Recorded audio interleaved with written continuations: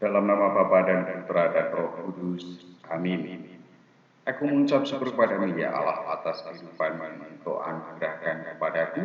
Oleh karenanya aku dapat selalu mendengarkan ataupun membaca sabda-sabdamu demi Kristus Tuhan dan pengantara kami. Amin. Dalam nama Bapa dan Putra dan Roh Kudus. Amin.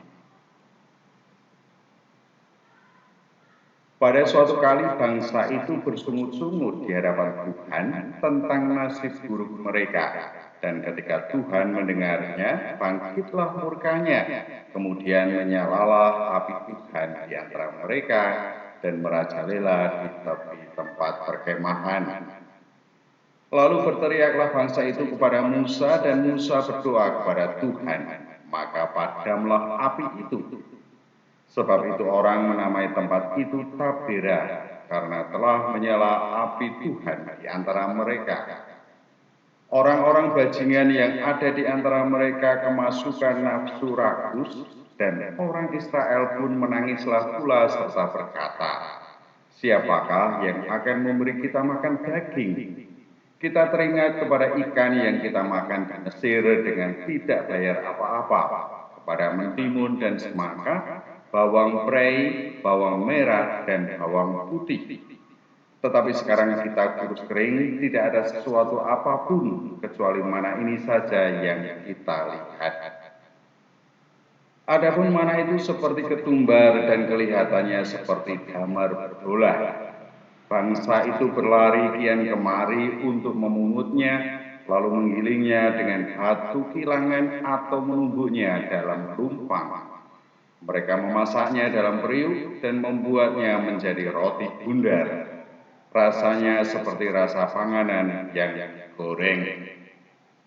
Dan apabila embun turun di tempat perkemahan pada waktu malam, maka turunlah juga mana di situ.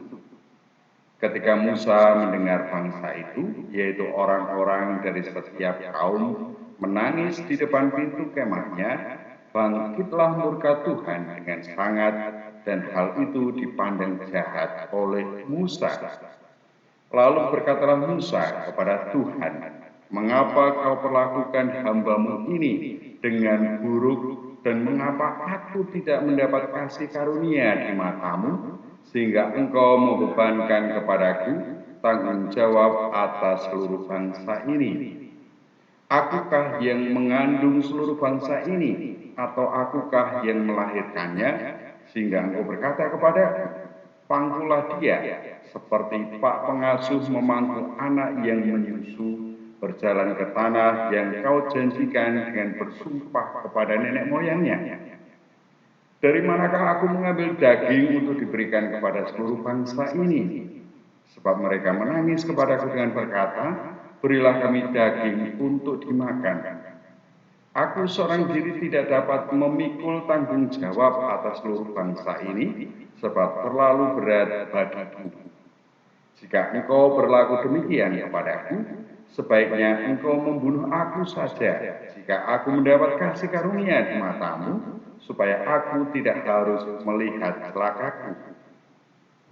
Lalu berfirmanlah Tuhan kepada Musa, kumpulkanlah di hadapanku dari antara para tua-tua Israel 70 orang, yang kau ketahui menjadi tua-tua bangsa dan pengatur pasukannya, kemudian bawalah mereka ke kemah pertemuan, supaya mereka berdiri di sana bersama-sama dengan engkau. Maka aku akan turun dan berbicara dengan engkau di sana, lalu sebagian dari roh yang hinggap padamu itu akan ambil dan ditaruh atas mereka, maka mereka bersama-sama dengan engkau akan memikul tanggung jawab atas bangsa itu, jadi tidak usah lagi engkau seorang diri memikulnya.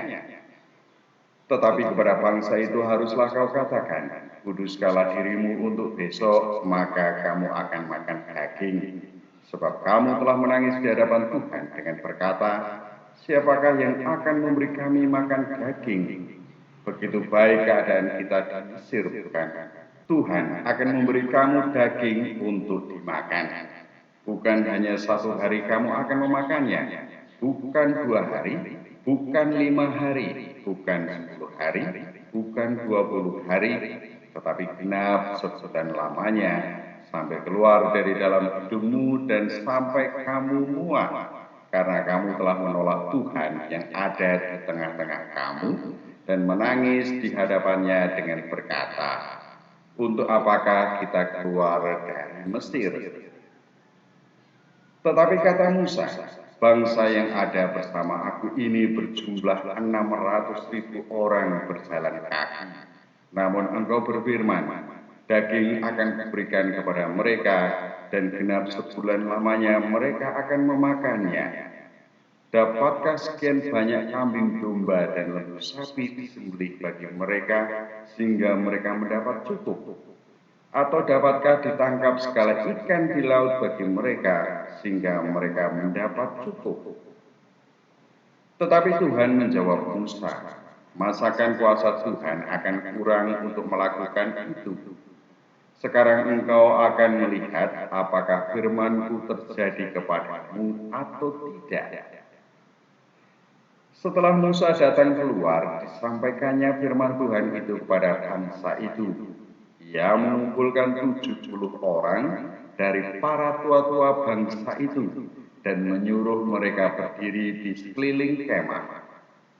Lalu turunlah Tuhan dalam awan dan berbicara kepada Musa, kemudian diambilnya sebagian dari roh yang hinggap padanya dan ditaruhnya atas ke-70 tua-tua itu.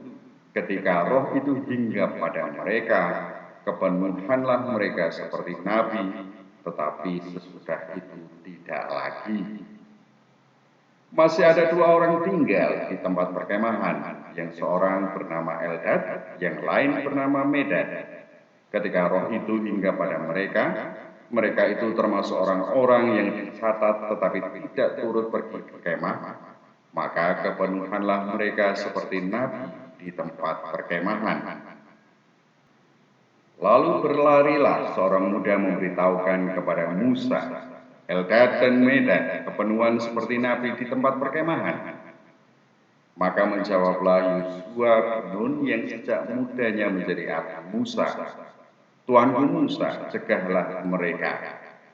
Tetapi Musa berkata kepadanya, apakah engkau begitu giat mendukung diriku? Kalau seluruh umat Tuhan menjadi nabi, oleh karena Tuhan memberi rohnya hinggap kepada mereka.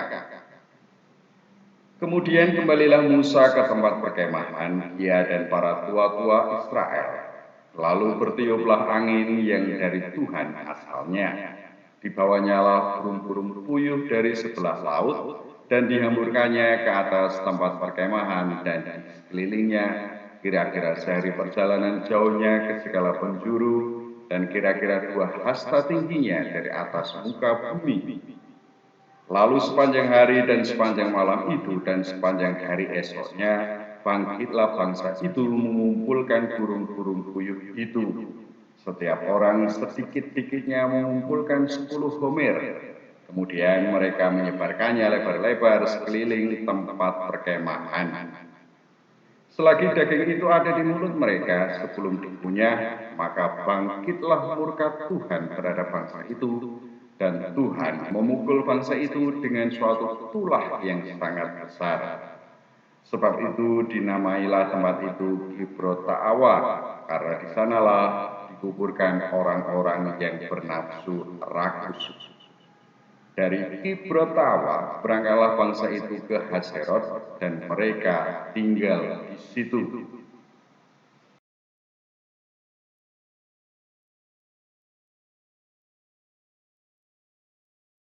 Dalam nama Bapa dan Putra dan Roh Kudus. Amin. Kembali mengucap syukur kepadamu ya Allah atas sabdamu yang telah aku terima. Semoga meresap di dalam kehidupan sehari-hari demi Kristus Tuhan dan pengantara kami. Amin.